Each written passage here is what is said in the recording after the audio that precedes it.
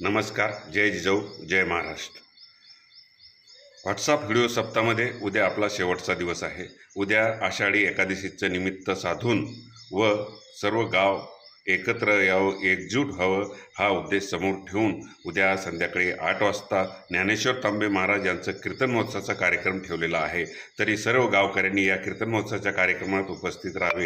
विशेष करून गावातील सर्व तरुणांना महाराज विशेष संदेश देणार आहे. तरी गावातील सर्व तरुणांनी उद्या रात्रीच्या कीर्तन महोत्सवाच्या कार्यक्रमात उपस्थित राहावे.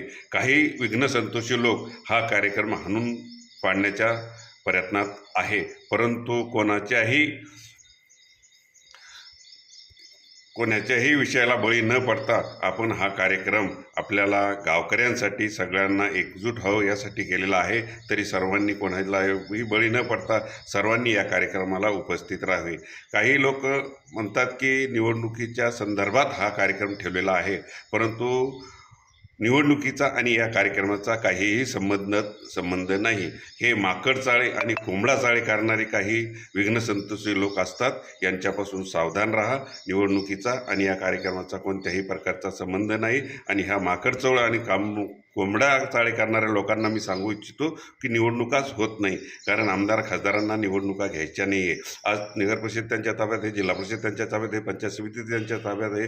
त्यामुळे त्यांचं व्यवस्थित कामं सुरू आहे.